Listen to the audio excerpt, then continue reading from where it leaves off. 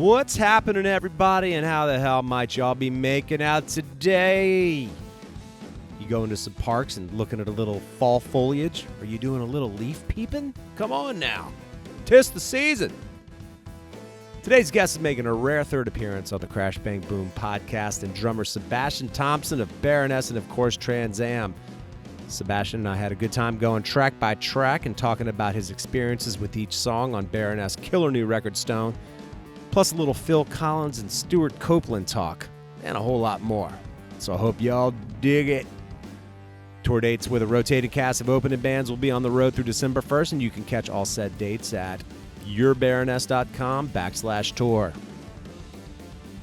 Today's episode is sponsored by OneUpLoops.com. Drummer and producer and more Carson Gann and his team spent an incredible amount of time recording over 430 shaker, tambourine, and hi-hat loops at every possible tempo and multiple feels with incredible mics and outboard gear for you to pick and choose.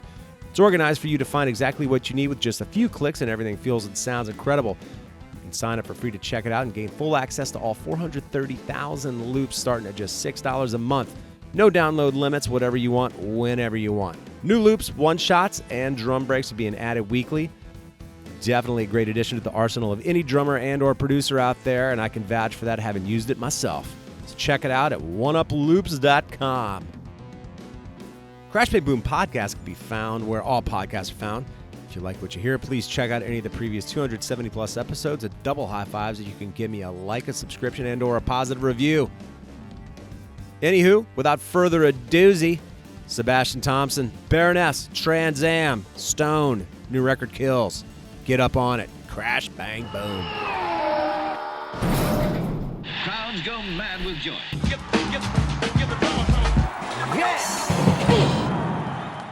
All right, I'm here with Sebastian Thomson. Thomson with no P, that is. I remember that from our first meeting, which was like 6 years ago. I think this is the third time we've spoken. Damn, that's right. Yeah, I feel like I speak to you maybe every couple of years or so. Usually you got another record coming out, and that's what we can always talk about. So first time was Trans Am, California Hotel at St. Vitus, and then at my house later. Yeah. And then now Stone, the new record out, which, by the way, is great. Congratulations.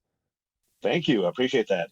Yeah, man. Well, I tell you what, let's talk a little bit about it, man. One, you got some great drumming on it. The mix, the overall production, the sequencing of the songs is all really great. Thank you. I've really been digging it. What was your experience, I guess, recording the drums with for that record, and did it differ from previous ones in any way?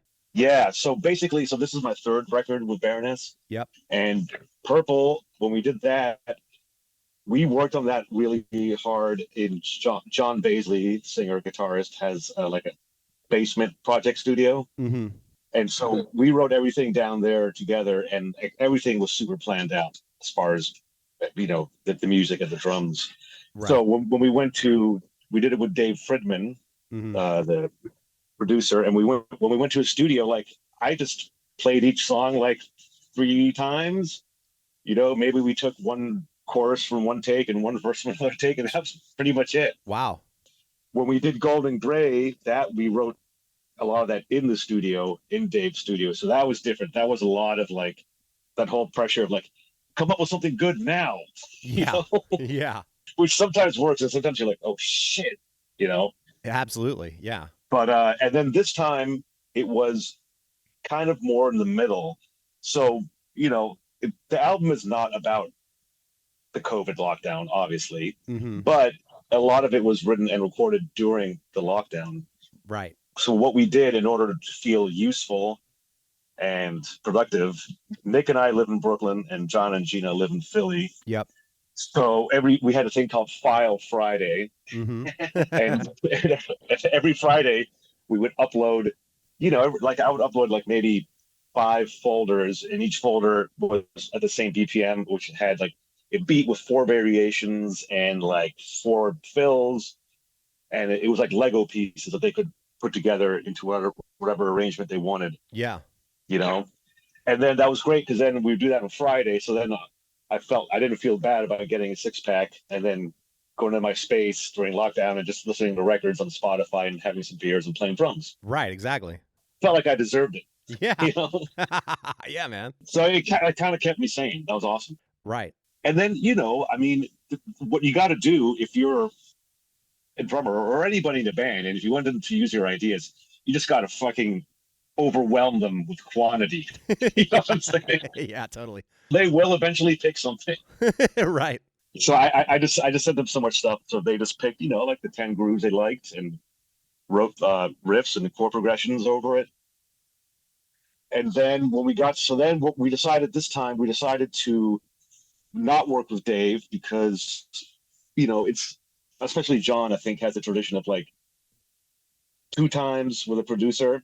First time for the excitement, second time for like having a routine, and then try somebody new, Right.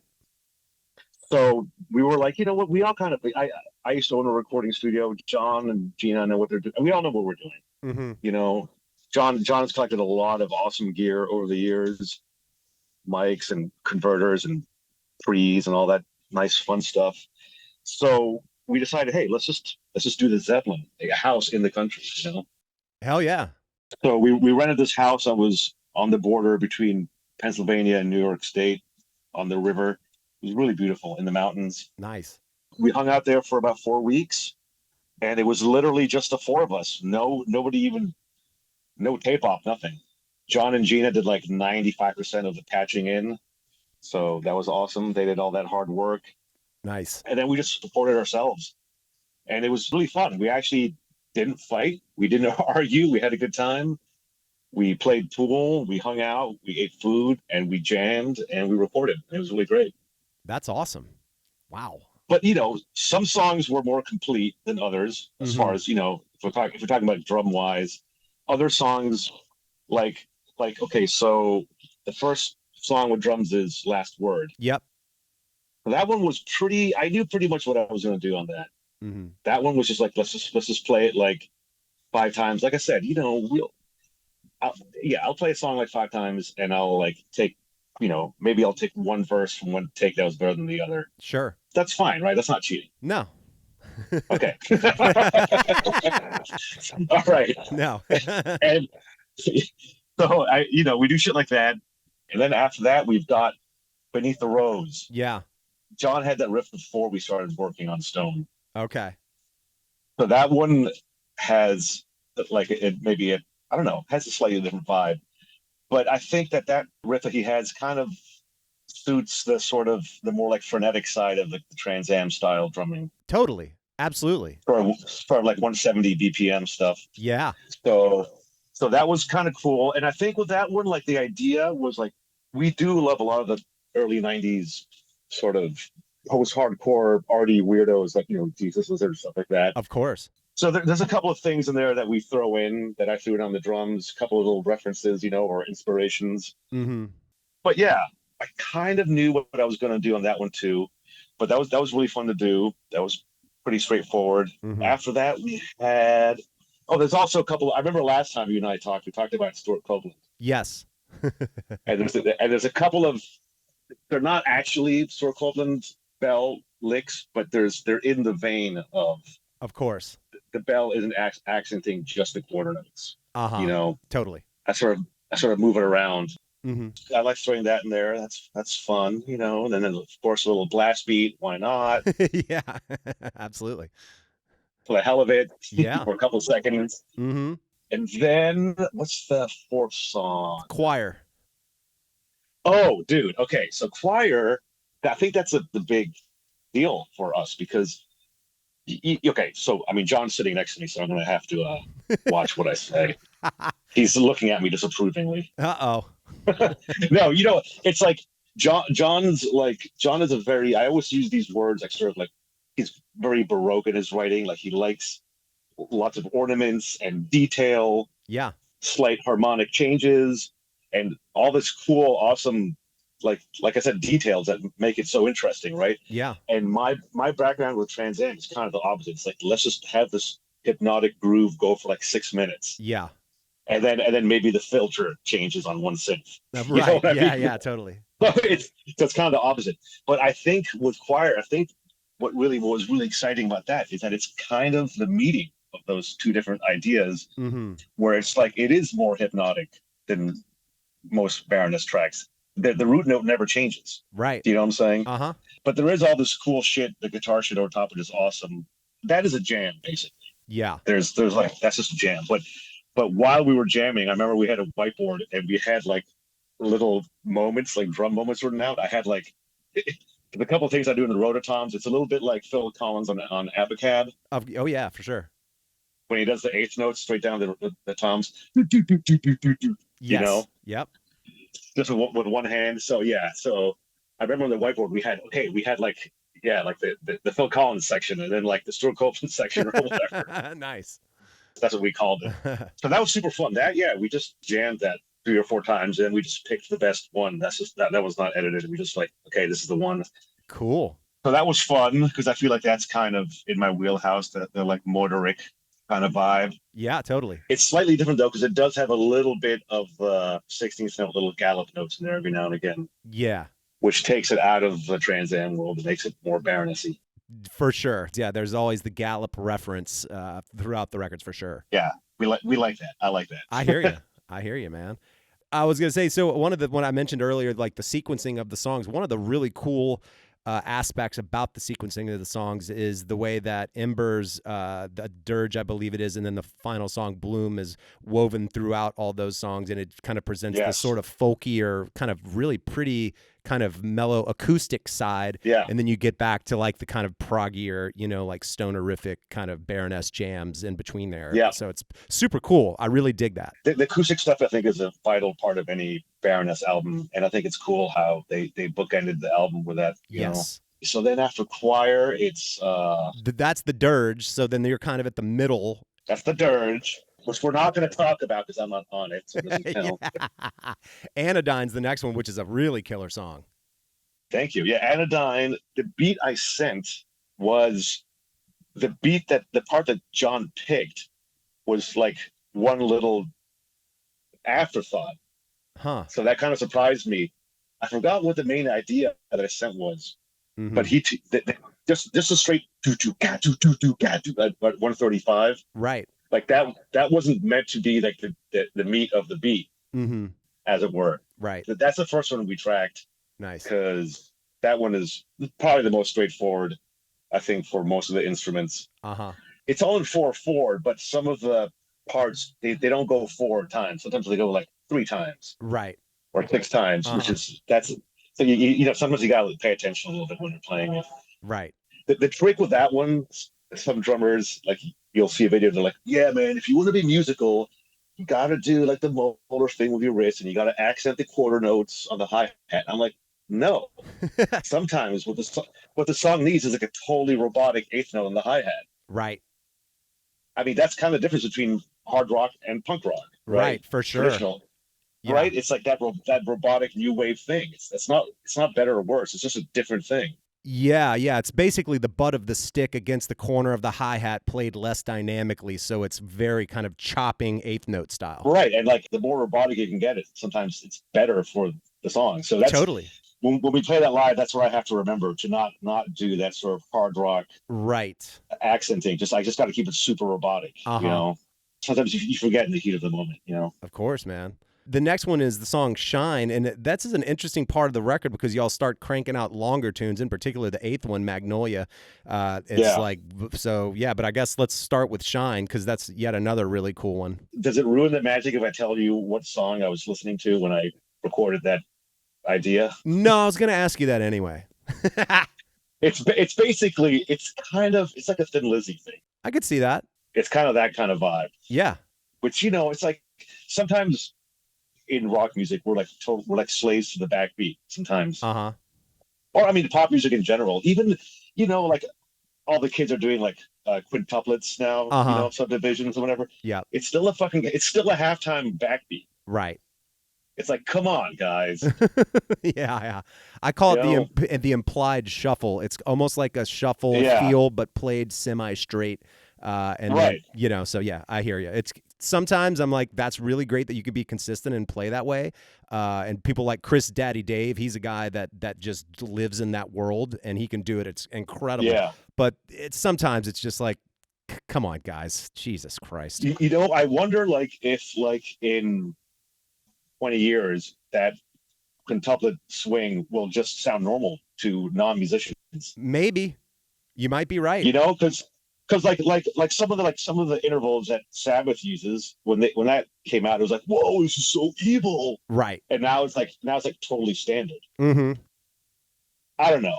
That's just a thought, food for thought. You could very well be right. I mean, this is kind of points in a little bit of that direction, but I hear a lot of like kind of hardcore bands these days that quote essentially the vocabulary that Dillinger Escape Plan came up with. And so in a sense, they did kind of normalize this otherwise strange vocabulary that's just now become part of everyone's vocabulary. So I think you very much could be onto a point there that could be, and I feel like a lot of it stems back to like the Jay Dilla recordings and sort of displaced kind of oddly placed grooves and then people learning those. Of course. And then right, and he was not thinking about quintuplets. Right, no, not at all. He was just being a weirdo. Totally, absolutely. Yeah, fucking A, man. But anyway, so Shine, that was pretty planned out. That was not too much of a headache to track. Mm-hmm. There's a lot of little like fun details there, but it's nothing too crazy. Yeah. And then Magnolia, that one we did a lot of work in the studio, so that I had to come up with stuff while we were tracking. So that was a little bit frustrating. I'm sure you had those moments where you're like, I have, yeah. You're like, fuck, is that good enough? And then you go in the control room and you're like, I don't know, man. And you go back out there and you try it again and you're like, fuck. And then you start getting frustrated and you're like, God damn it. Yeah, absolutely. But I'm very stoked with the way it ended up. I mean, that outro, it's all in 4/4, but the way the accents are, like I have to count it. Uh-huh. It's like really fucking weird to me still when we play it live. Like, I don't know, something really weird about it. But going back to the Stewart Copeland thing, I try to add all these like 4-stroke ruts on the hi-hat in there all the time. Uh-huh. Just because he did it. Right. Absolutely. Absolutely. The other thing I was thinking, I was like, what if Stewart Copeland played in Neurosis? Like, what would that sound? Now there you go. That's quite an amalgamation. I don't believe I've ever heard someone meld those two, but I see where you're going with it. But it might be sick. Right. I mean, what's funny is the Neurosis stuff is generally more low key, and I feel like Stewart Copeland had such a high level of energy that he interjected into his playing. So it'd be like it'd have to be like Stewart Copeland on like pot brownies. I feel no, I agree. I mean, I watch these kids like this is how you sound like Stewart Copeland on YouTube or whatever, and I'm like, have you watched a video of him playing? Like he's beating the living shit out of the drum kit. Yeah, big time. They always miss that part somehow. Right. Yeah, man. Oh my God. And rushing everything. Oh yeah. And so excited. Just like, yeah, man. I love it. I hear you, dude. I feel like sometimes if you don't chain me down, I might just start rushing like he does. So it's like, I hear you. I appreciate that. Hell yeah, man. Under the Wheel is track 9. Under the Wheel, that's the one that has the 4-stroke ruts, the Stewart Copeland. That's the one I'm talking about. Okay. It's a little bit like, Shadows in the Rain. You know that song? Yeah. Doom, doom, doom, doom, right? Uh-huh. It's like that halftime with a lot of bullshit on the hi-hat. Right. Yeah. Which is fucking sick. Yeah, I really like that track as well. And again, it's going back to the way you sort of bookended him with Embers and Bloom. Under the Wheel is a great track that sort of fades off into Bloom. But yeah, it's your drumming is great on the whole record, man, for sure. I really dig it. Thank you so much. Yeah, I think also that the because Joe Barresi mixed it. Right, who is a badass for people that don't know, worked with Tool to the Melvins to Chevelle to fucking everybody. Queens of the Stone Age. I think he did a good job. Yeah, he definitely did. I was psyched when I heard y'all were working with him. I got like the press release and I was seeing that and I was like, okay, that checks because that guy is a badass. I mean, we were a little bit worried about because we do try to be a little bit out of left field and we do try to go against expectations. So we were a little bit concerned because it just kind of makes too much sense. Uh-huh. But I think it's all good. Yeah, I mean, I think he is so well-versed and such a pro that he can tailor these mixes to the band. And I mean, that's ideally what it is in the sense. And I say that because it's not like if, for instance, if your record sounded like the Tool record that he did, I think 10,000 Days, I'd be like, this is a strange production for Baroness. But I think the production quality, just the overall vibe of it, totally sounds like Baroness. It's just produced really fucking well. Awesome, thank you. But I agree. I mean, I think of that house we recorded in. When I hear it, it just sounds like us playing in that room. That's awesome. Yeah, you've got great drum room vibes in your overall kit sound. Yeah. So what happened? Nick and I, we would drive around.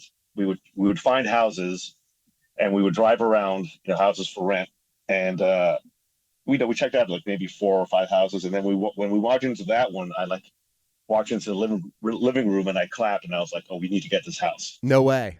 It had like this vaulted ceiling. Nice. And it had a combination of wood and brick. And it had awesome. Some of the walls didn't go all the way to the ceiling. It was super cool. Wow. And also like the basement had these guest rooms that were all carpeted.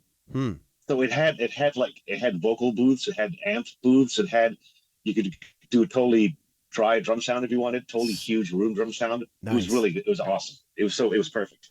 Wow, that's really cool. And it sounds to me, because I know you've been a Ludwig guy, it's superphonic snare drums generally. Yes. That's kind of it sounds like you playing a Ludwig kit with a superphonic snare and all your general stuff. That's exactly what it is. Hey man, if it ain't broken, you don't need to fix it, and that's certainly the go-to sound, But what I have different this time is I'm all Peisty now. Oh, really? Yes, dude, and I love it. I love that fucking shimmer.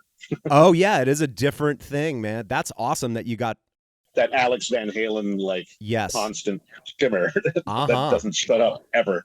Wow. Yeah, everything sounds great, top to bottom, man. There was even nice, dude. I had a question about the guitar solo tone on Last Word that kind of comes in real hot. It sounds like it was like a hall microphone that y'all just cranked or something. So that I was actually not there for the record. That got recorded after we left the house. Okay. So that was recorded at John's house. But yes, that was definitely with some distant miking for sure. Right. Which, that's kind of, if you listen to some of the Randy Rhoads solos on Wizard of Oz and Diary of a Madman, you can hear that room sound in there. Absolutely. So that's kind of what we're referencing. Nice. I love that, man. Yes, dude. Awesome. Dude, when we play that song and the solo's about to kick in, I can see everybody in the front row like, the solo's about to happen. And they all get it's really awesome to see. Absolutely. I mean, the last time we were talking about it, I was psyched that Gina was in the band, and just seeing some of sort of her social media stuff where she's just ripping and soloing. I was like, wow, man, she can really, really play. So I'm always excited when y'all can feature her soloing and just shredding anytime because she's such a badass. Totally. Yeah, it's a really fun moment on stage. I love it. That's killer, man. I mean, considering the previous Baroness guitarist Pete Adams' last album was Purple, that was your first one. Sort of, what do you see as sort of how the band has shifted or changed or whatever with Gina being in it now that you've kind of had both perspectives? I think the thing is, more generally, this is the first album where we've had the same lineup between 2 records. Correct. Which is John's been the only constant up until now. Right. On every other album. When I joined on Purple, I tried to, I got to respect Alan's legacy and do something kind of Baroness-y, Right. And then I feel like with Golden Gray, then with Stone, I felt like I could sort of inject some of my older influences, before I joined Baroness. Mm-hmm. And I feel like maybe Gina kind of went through the same thing, where with Golden Gray, it was more like, okay, I got to, let's see what makes sense in a way, even though Golden Gray is kind of pretty adventurous. Right. I have to say. But I think she's more loose now, And I tell you what, because I don't think I've talked to you since I saw y'all last was it Terminal Terminal 5 Terminal or 5. Terminal 5. I admittedly I don't love that venue, but y'all were with Deaf Heaven, With right? Deaf Heaven. Yeah. Yeah, it was that was a really fun one, and I was just kind of watching Nick, and I've always known, again, he's such a badass bass player, but I was really just kind of keying in on him and watching him almost the whole night, just being like, my God, this dude can play his ass off. Totally. And I think that's a lot of heavy bands or whatever this world we're in. Yeah. Yeah, there's a lot of sick guitarists, a lot of sick drummers, but nobody really ever like focuses on the bass. And Right. I think that sets Baroness apart. I agree. That he's a total player, and it's kind of rare. And it's also we're one of those bands where the bass line and the guitar riffs are not the same thing. So that's also a little bit different. That's where you get, I guess, more of the kind of classic rock, less metal, more Led Zeppelin, you know? Exactly. Yes. Yeah. It is less metal for sure. And you know, like Nick and I have, you know, I have like my sort of post-rock influences and electronic music influences, and Nick has his jazz influences. So that, I think it comes through in the music that we're not just we're a little more with a couple of more dimensions, you know? Absolutely. That we can throw in there. But yeah, as a drummer, I love playing with him. I have total trust in his playing, you know? Yeah, seriously. I saw that it looks like all 4 of you are credited with playing glockenspiel at some point on this record. Is that correct? That's awesome, because that was actually probably the biggest fight on the whole album. and I don't mean actually a fight, but we all took turns playing the Glock, and then we would come inside and everyone's like, dude, you're dragging. Dude, you're rushing. Dude, and then somebody else would go in, and then no, dude, you're rushing. And then like, actually, I don't remember whose performance we kept, but we were all just like critiquing each other's timing. So we all tried. Yeah, that's awesome, man. Well, thus far, dude, how has the tour been going? I mean, I know I was saying it a little bit earlier, but to reiterate, I feel like the reception of this record has been really strong, just sort of as an outsider's perspective and myself, that I just had more friends than normal, like texting me like, man, you heard this new Baroness track? Dude, have you checked out the whole record? Like, it sounds really good. Like, that's sick, dude. So I think just from my perspective, it seemed that there was more buzz around this one than there has been in a while. So I was just curious if y'all are sort of seeing that. It's funny. I think I don't really pay too much attention to the reactions, because I think you can sort of drive yourself crazy. Yes. But all the comments on, like, for example, like the YouTube uploads from the fans, it's like 99% super positive. That's awesome. So I'm really stoked on that. And all the reviews we got, they're all like 8s, 9s, and 10s, except for, of course, Pitchfork that shat on us. Really? Totally. Oh God. But I was talking to Braun the other day. He's like, dude, they fucking hate us, dude. We get 6s. Wow. You know? Yeah, I'm like, all right, okay, well, I think we got a 6.2. So, but all the reviews in the more sort of like the magazines that are more, or websites that are more rock focused, were all super positive. That's awesome, man. So yeah, but the tour's been really great. We've been touring with some super cool heavy bands. Jesus Peace just left us, but we're still with Escuela Grind. They're awesome. Nice. And tonight we start with Portrayal of Guilt. Okay. So we're doing a thing where, like, every week or so we change the opening bands, just to keep it kind of exciting and varied. Yeah, I love it, man. And then I was looking at your tour dates. Are y'all out almost until Thanksgiving? Dude, we're out till like December 2nd. This is like a 7-week tour. Wow. Damn. And we're only 1 week in. Oh my God. Wow, that's nuts, dude. It's been going great. And I think at this point in our lives, we know how to combine the business and the pleasure on the road, if you know what I mean. Like, we know how to have a good time, but not too much of a good time. Uh-huh. You know what I mean? Yeah. Like, yeah. That's important. I hear you. I always struggle with that, because I was like, you know what, I kind of want to feel like I'm on vacation, but I'm not really on vacation, because I do have all these responsibilities. And then there's a lot of people out there watching you. Exactly. And you're responsible for their good time on the night. So you cannot be fucking tired or hungover or whatever. Yeah. You really got to put it in check, man. I tell you what, that's why when I watch like old AC/DC footage, I'm like, okay. Total pros. Jesus. And I mean, but there's no way they weren't having some drinks beforehand and probably a little bit of the white pony, riding the little white pony. Angus was a teetotaler, is a teetotaler. Really? Yeah. And Malcolm, he wasn't like a partier. He was like a maintenance drinker. Oh, huh. Yeah. I don't think they partied that much, honestly. Really? Yeah. They're just weirdos. Just a bunch of little like 4'5" weirdos. Yeah, exactly. Oh man, that is awesome. What's going on with Trans Am? I thought I saw that maybe you had recorded some drums for some Trans Am. We did. So basically, I live in Brooklyn still. Yep. Phil lives in Oakland and Nate lives in New Zealand. Wow. And they both they're married with 2 kids and day jobs. So getting together is a little bit difficult nowadays. Yeah. But we found a window, so we got together for like 10 days in San Francisco earlier in the summer. Mm-hmm. And we started maybe about 8 songs. Okay. And then so we need to get together and maybe finish, like do another tracking session, and then after that do a mixing session. Okay. It's just a matter of timing, right? Like when we can do it. But yeah, the stuff's cool, you know. Yeah, being in Baroness gives me, you know, fresh perspectives that I can add to other projects. So, right. Yeah, so it was super fun. We worked really hard. We didn't finish anything, but whatever. We will eventually. Nice, man. But we have a lot of good song titles and a really good album title that I cannot divulge yet. Okay, fair enough. I'll keep my tabs on it.